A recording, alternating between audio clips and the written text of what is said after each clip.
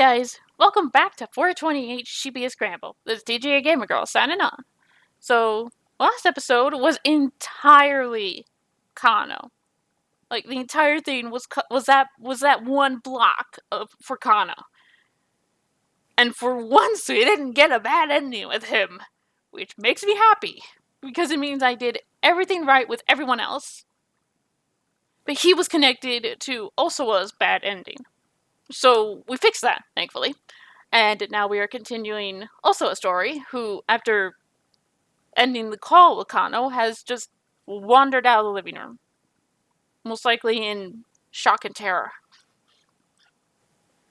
But at least we're not getting the arrest me thing with the virus. Osawa staggered out of the living room. He needed to be alone. To his surprise, Kajiwara didn't try to stop him.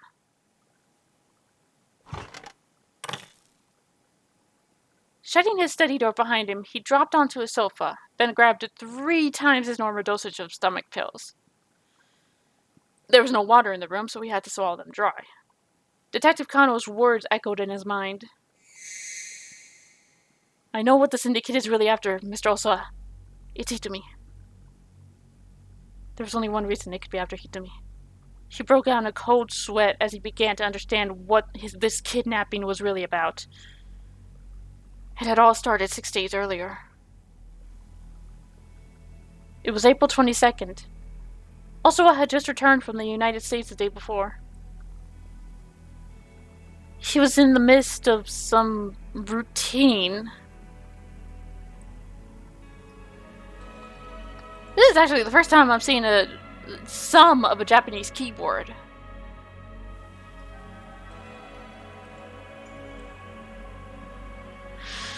It has the American alphabet, along with the hiragana on it.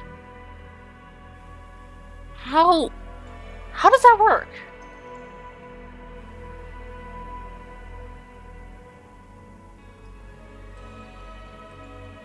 It's actually quite fascinating. I'm not sure how this works. He was in the midst of some routine work at the General Research Lab when his cell phone rang. The LCD display showed an unlisted caller. With some hesitation, Osawa picked up. Hello? Is this Kenji Osawa? The caller was using a voice modulator. Well, What, should I just, sound like Darth Vader, look over your shoulder. Osawa raised an eyebrow. Yes? Go and analyze Hitomi's blood. Her blood? If you don't, she's going to die. With that, the caller hung up. There was an intensity behind this that made Osawa sure it wasn't just some prank call. He had Hitomi come into the lab ASAP. He told Hitomi he wanted a sample of her blood for an experiment. She agreed, suspecting nothing. He placed some of the blood he'd drawn into a glass slide, then added some fluorescent type of fluorescent dye. Yellow-green liquid, chiefly used in preparing specimens for viewing under a fluorescent microscope, but it has other uses as well, such as a diagnostic reagent administered in eye exams. Oh, does that what makes your eye dilate? Your pupils dilate? Because I had that happen and it was weird. I had to leave the optometrist with these makeshift sunglasses. Because when it's that far wide, when it's that wide open, it's like the sun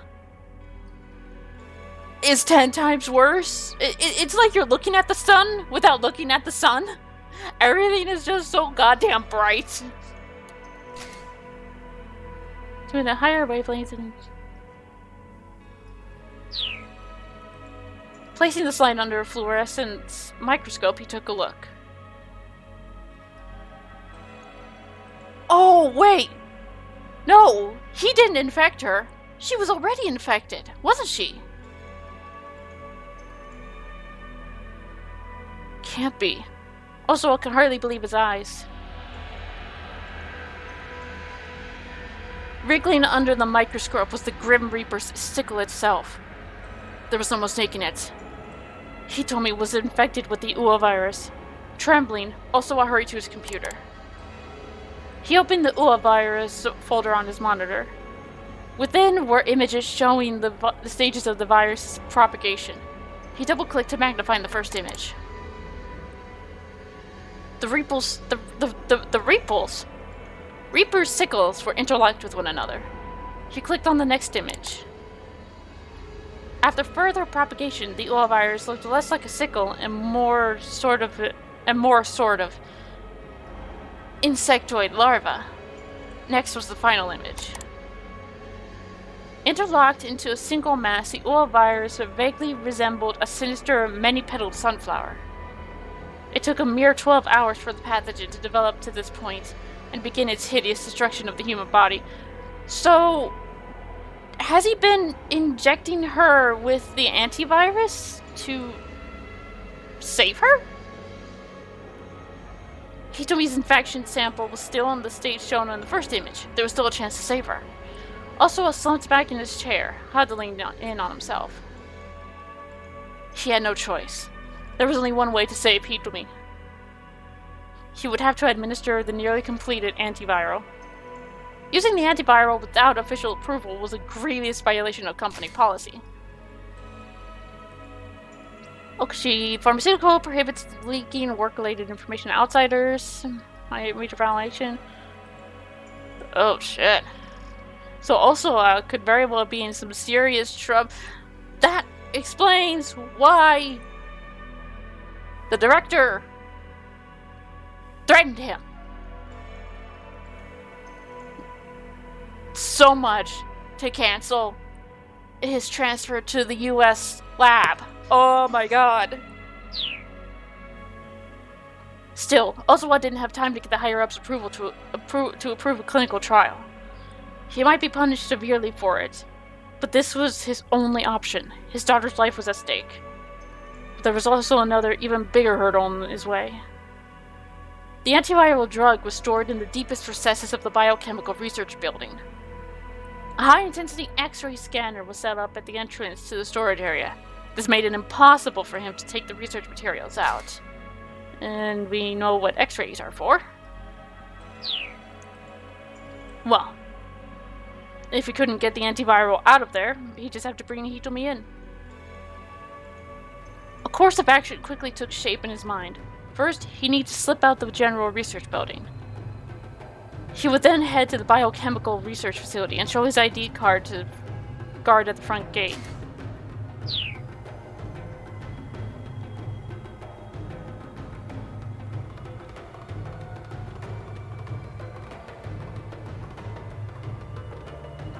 After passing through a lobby under the watchful gaze of several security cameras, he'd reach an elevator at the end of the hall that went directly to the storage section. This elevator required an ID card scan to operate.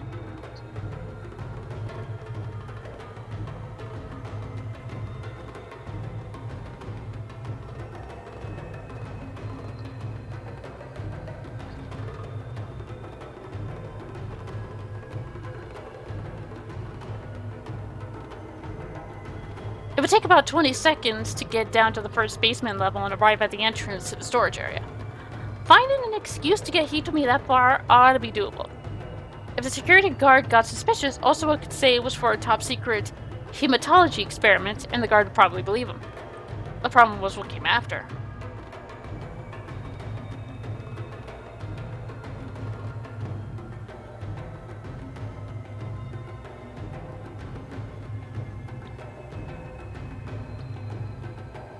Getting into the storage area itself required fingerprint authentication from both Osawa and Tanaka. This meant that he couldn't possibly get to the antiviral without Tanaka's cooperation. Desperate with uncertainty, Osawa called up Tanaka. He frantically explained the situation. Understood, Tanaka replied. We need to get her this drug as soon as possible. If the company finds out about this, you'll be held accountable for violation of corporate policy along with me. Are you sure you're okay with that? What are you talking about? Hitomi's life is more important than company policy. Tanaka spoke without hesitation. Also, I felt an immense surge of gratitude for his assistance. And I have to say, I'm deeply moved by your determination, Tanaka added. Moved? Whatever for? You really are worried about Hitomi. Also, his gratitude faded. What are you talking about? Of course I am. My apologies. It's just that putting your career on the line for something so personal is what? It's not like me? No. Well, yes. I'm sorry. Now Tanaka's voice was colored with embarrassment. Just what sort of person do you think I am? Also, I resisted the urge to ask the question out loud.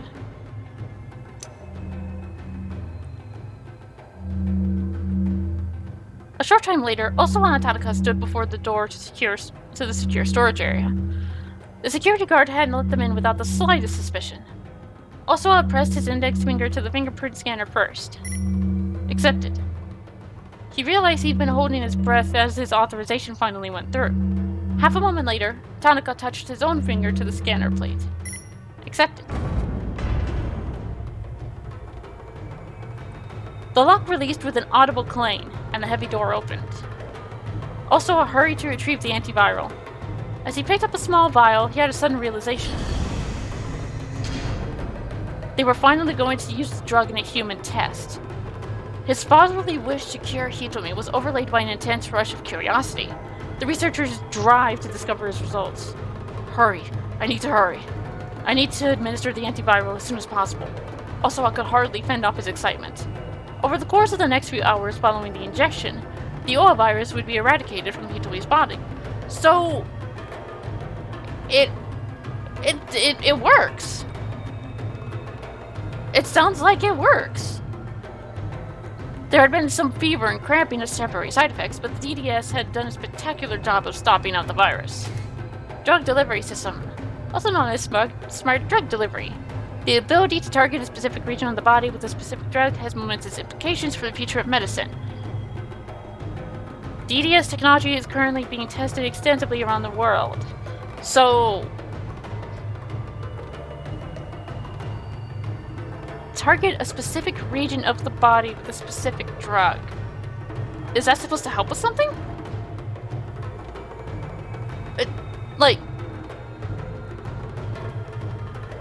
I don't know. In saving his daughter's life, Osawa had proven the value of his research. If he had been asked which made him happier, he would have been hard-pressed to give an answer. Afterwards, he asked Hitomi where she could have become infected, but she had no idea. He explained the need for secrecy, and strictly forbade her telling anyone what else had anyone else what happened. Now a week has passed since Osawa gave the drug to Hitomi. He'd been conducting checks and had discovered that the DDS had not broken down, but remained in Hitomi's bloodstream. Extracting the DDS was a simple matter, requiring just a small blood sample from around the nape of the neck. The DDS tends to linger in the nape of the neck because of the lymph nodes located there. These lymph nodes identify viruses that invade the body as foreign substances to be attacked, but they're not always able to overcome particularly powerful pathogens. In such cases, the virus propagates rapidly inside them. Once the patient has been treated, the antiviral will seek out the virus and accumulate there as well. The DDS itself was simply the delivery system for the antiviral drug. Residual amounts of the antiviral itself stayed behind within the cells. Materials used to create the DDS must, as a matter of course, cause minimal to no harm to the human body. Ideally, rather than accumulate inside the body, the DDS substance should be either digested or absorbed or excreted. Because the antiviral must remain in the body for as long as the virus is active, however, a very careful balance must be struck between persistence and dissipation. Using the DDS, it was possible to extract those minuscule amounts from cells in a blood sample. It might take considerable time, but a sufficiently detailed analysis could allow for the antiviral drug itself to be reconstructed. Osawa felt a chill as he contemplated the situation. The kidnappers had known how tough security was at the lab, so they'd come up with the idea of using a human vessel to get what they needed from within. By infecting Hitomi with the Ua virus, they'd ensure that she'd receive the antiviral, or she'd have it in her blood. If Tanaka was working with the kidnappers, that explained why he'd been so cooperative about the fingerprint scanner. Damn it! Osawa shouted. He clutched his head in his hands. Tanaka had been his partner and trusted confidant for years. Osawa refused to believe he'd been betrayed like this. The front door chime sounded. Mr. Osawa, Kajiwara called out. It appears you have a visitor. Could you handle that? Ah, Minorikawa. Who could it possibly be now of all times? Alright. The sigh, Osawa dragged himself to his feet.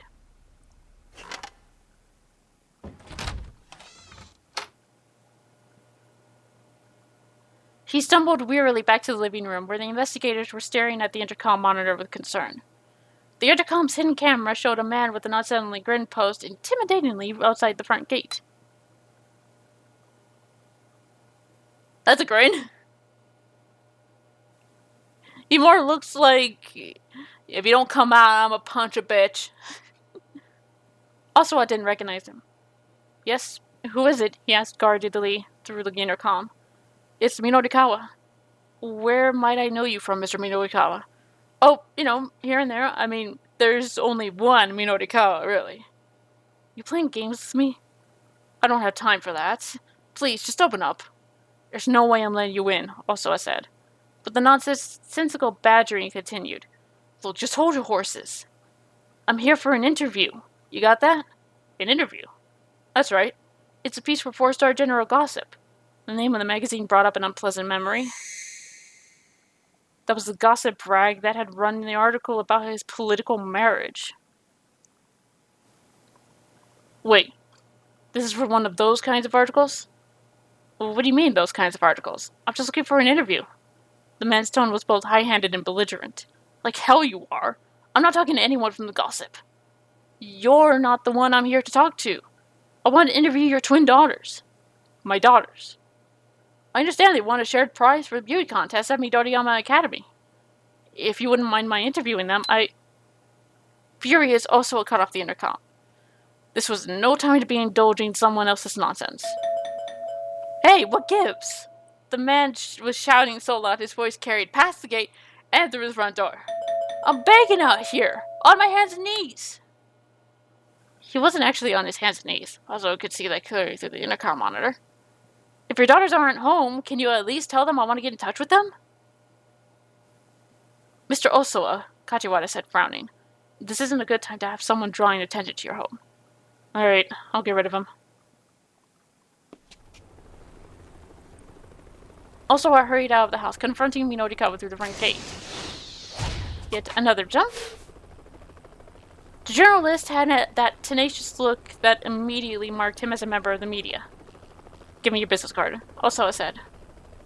I'll have them get in touch with you later. He took Minorikawa's card, then went back inside. Back in his study, Osawa tossed Minorikawa's business card into the trash. Unable to think of what else to do, he tried the internet fortune teller again. He got the same "you're a very work-minded person" results a second time. If you don't get over your indifference to the world might start to harbor quite the grudge. My indifference to the world around me, huh? The truth was that even with his closest companions, even with Tanaka for instance, his relationship had always been strictly a matter of business. He'd never really taken it upon himself to get to know Tanaka as a person. And that was pretty much the case for everyone he knew. He harbored no interest in other people. He had no concern for his fellow man. That had made it itself abundantly clear when he received a microscope as a birthday present way back in first grade. Even now, he still remembered the shock he'd felt when he looked through that lens for the first time. He discovered a new, almost infinite world hidden in the midst of one he'd always thought was too small. By comparison, the real world seemed bland and ugly. Wherever he looked, wherever he went, he had to contend with tedium. It hadn't taken long for him to become more charmed by the world under his microscope than the one around him. It was like a calm, quiet little seaside, a beach where he could just sit and stare out at the waves. He wanted to stay immersed in that world forever and ever. Before he knew it, he was an adult, and then a husband, then a father. The people around him thought him an odd fellow, but he hadn't let that change the way he lived his life. And this, now, was the result. He hadn't been betrayed by Tanaka. He didn't know Tanaka well enough for that. Find a way to connect more deeply with the people around you and start living a better life before it's too late. Just do that, and you're sure to have a wonderful future ahead.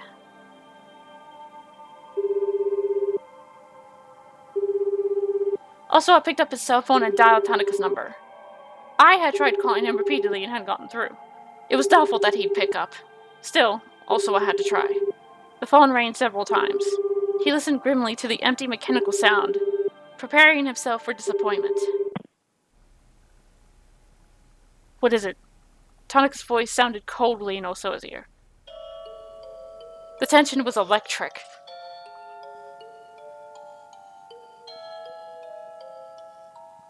Oh, it's a keep out rather than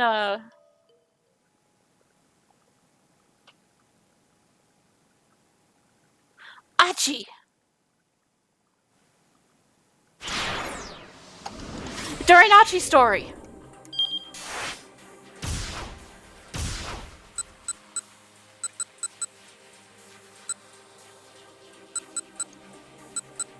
Right?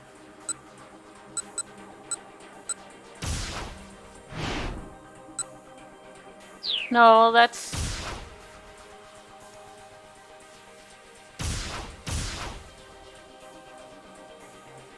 Minorikawa?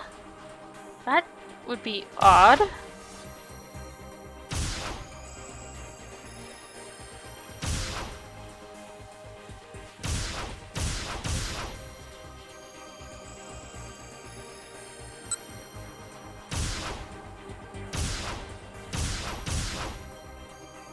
Alright, might as well get started with Minorikawa, because that's the only one that I can see having a jump for him.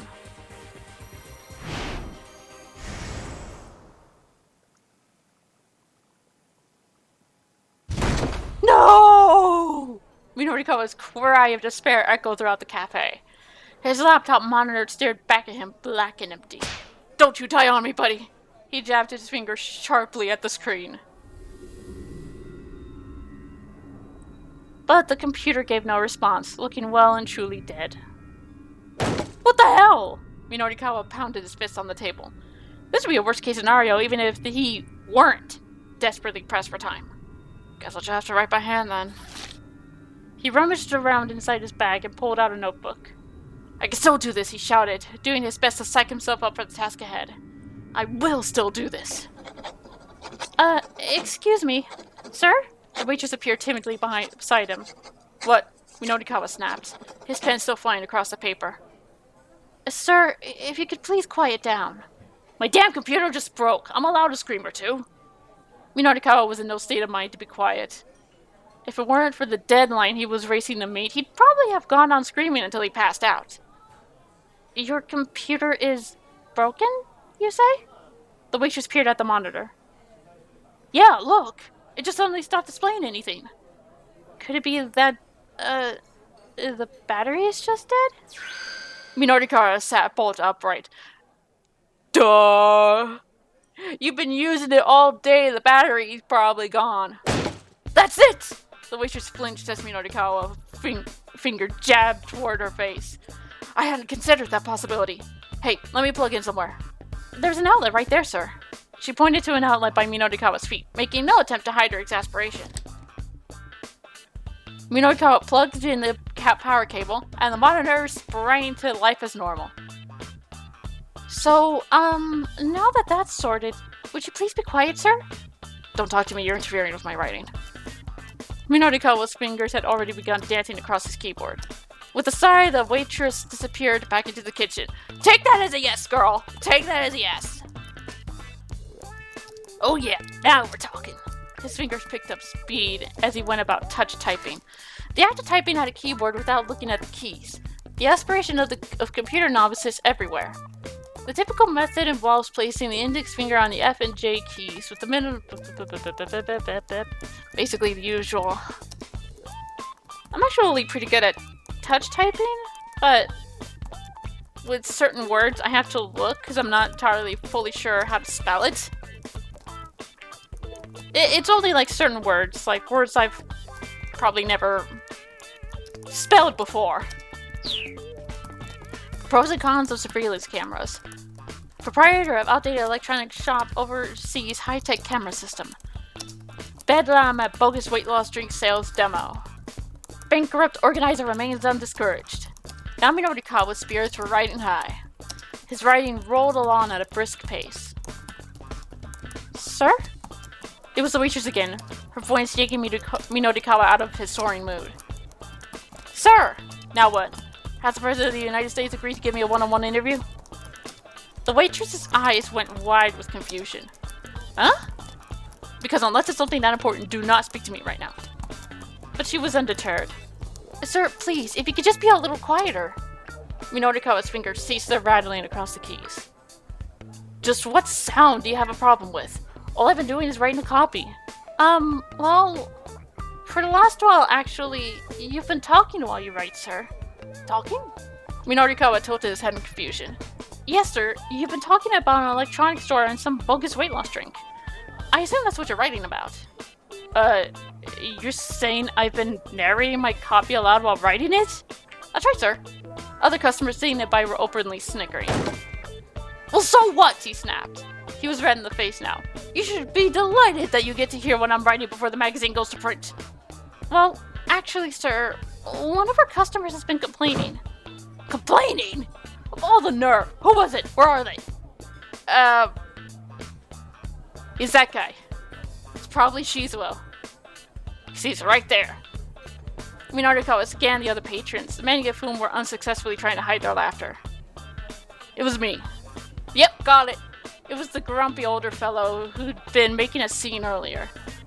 Bogus diet fads, peeping security cameras. Reminds me of that sleazy tabloid 4-star general gossip I hate so much. Uh-huh.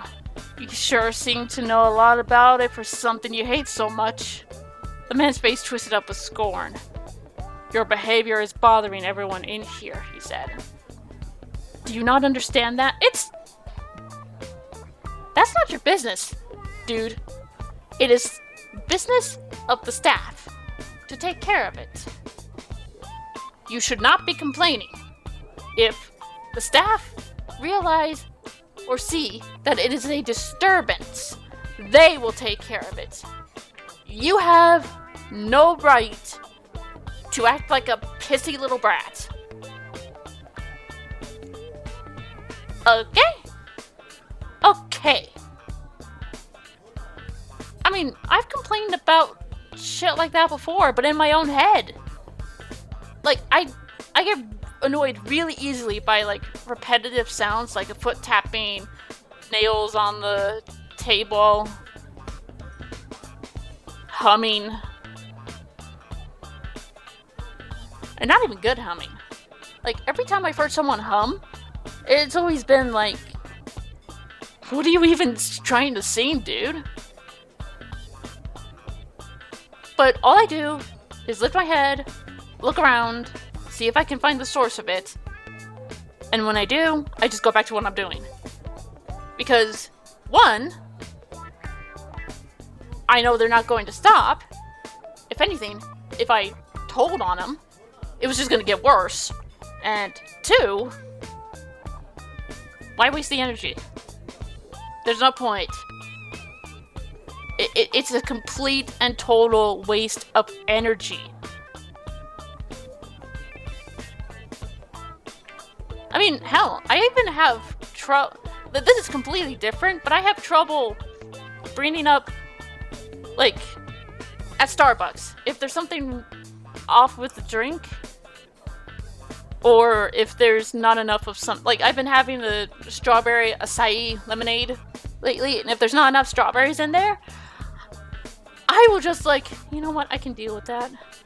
Instead of going up and say, hi, excuse me, I asked for a little bit, I was wondering if I could get a little more strawberries, because I am terrified of troubling them and seeming like I'm one of those people who will bitch about even the slightest of things.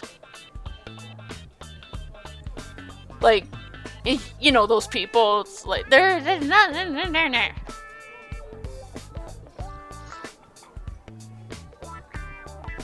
No, I don't. Guess a reporter who writes nothing but nonsense prefers nonsense in everything he does. I am especially not this bad. Oh my god, this guy. This guy is... I feel so sorry for Rumi for having this guy as her father. I have not personally dealt... Actually, no, maybe I have. Like, I know my grandma was a bit of a bitchy woman. Like, the smallest of things would piss her off. And I'm someone who can get angry easily sometimes. Depending on what's going on. Or what time of the month it is. But, compared to my grandma, who would get upset at the tiniest and what I think is the pettiest of things. Like, why? Why would you waste the energy to even think about bitching about that? Minorikawa could feel his blood boiling. What was... I'm sorry about the long rant. That was kind of a long rant. What was that? Go on, say that again. Oh, gladly. Nonsense, filth, codswallop, flim-flam. Codswallop and flim-flam. Are those even words? I might have to look in the thesaurus to find out if those are actually words that go with nonsense and filth. You bastard! How dare you! Minorikawa stormed over to the man's table. Flim-flam indeed. Focus your insincere content. A few things anger Minorikawa more than reporters using dishonest means to create a story. Having his own word called flim-flam would naturally make him blow his top. Okay, so that's what flim-flam means. But what's codswallop? Just who are you calling flim-flam? The other man stood up and glowered at Minorikawa's face. You utterly lack any manners or sense of decency, for starters. I have plenty of manners and decency. I also happen to have a deadline. Bah! As if a flim-flam artist like you has a work ethic. Stop calling me flim-flam! The waitress inserted herself between the two men. Gentlemen, please, stop fighting! I demand that you remove this man at once, the older fellow barked. He's the one you should be kicking out. Personally, I agree. He's done nothing but cause trouble the whole time he's frickin' been there. And I just spat on the computer monitor. I'll have to apologize to my brother later.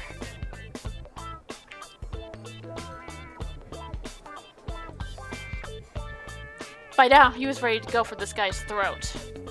Please, the waitress pleaded. Both of you, return to your seats. She grabbed onto Minorikawa and began to forcibly drag him back to his table. Oh, it's too late for that. Giving into his anger, Minorikawa threw a punch at the troubleman. No, calm down and sit down. Okay, just calm down. Minorikawa did his best to swallow his pride. Whatever, he huffed. I don't have time for this anyway. He stalked back to his seat. The other man snorted and sat down with a scowl. He's just a pissy little bitch, isn't he? Like, first the bullshit that he's pulling with Kano. Now this. He is such a bitchy little bitch. I couldn't come up with anything better. The needless interruption, just when he'd finally gotten into writing mode, had all but killed Minorikawa's motivation. He decided he needed to take a breather. He turned to the waitress. "One spaghetti Napolitan, please." Tomato ketchup Napolitan is a corruption of Neapolitan. Though the dish itself has no connection to the Italian city of Naples, Napoli, rather, it originated as a menu item at a hotel in Yokohama shortly after World War II. There's also a spaghetti dish from Nagoya called Milanese, which likewise has no connection to the Italian city of Milan. He might not have a lot of spare time, but working on an empty stomach wouldn't do him any favors. While waiting for his order to come out, he decided to read back over the copy he'd written so far. When he looked back at the monitor, the screen was black yet again. Probably fell asleep. Looking down at his feet, he saw that the power cable was now unplugged. "Hey, what kind of cafe are you people running here?" he shouted. The waitress hurried over, looking combative. "Sir, you yanked that out yourself when you stood up earlier." "What? A likely story." "It's the truth, sir." Minorikawa pointed at one of the customers sitting next to him. "She's telling you the truth. Did I really yank the power cord out myself?" The man nodded sheepishly. "Yeah, well, then that's the outlet's fault for being someplace where I unplug so easily," Minorikawa squawked. The waitress marched away, head held high. "Just make sure that spaghetti's delicious," Minorikawa shouted after her. "Do that and I'll consider us even. Oh, and loaded with cheese. Lots of cheese. Like I used to do with Parmesan. I've honestly never tested Parmesan because I'm lactose intolerant now. So I can't have anything with lactose in it. You know, like meaning lactose-free milk or almond milk. It is actually pretty good. Especially when it turns into chocolate milk.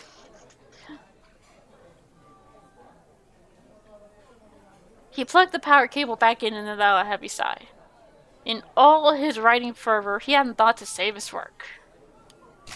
Oh no, I know that feeling. He was probably going to have to rewrite most of what he'd done. Oh, I know that feeling so badly. That's happened to me. I forget to save and then suddenly something happens. Well, I'm going to leave the episode here. The next episode, we're going to continue Minorikawa's block. And then hopefully get rid of that keep out on Osawa. Hopefully this will do it because I see no other place for it. So, till then, this is the Gamer Girl saying off. Bye-bye.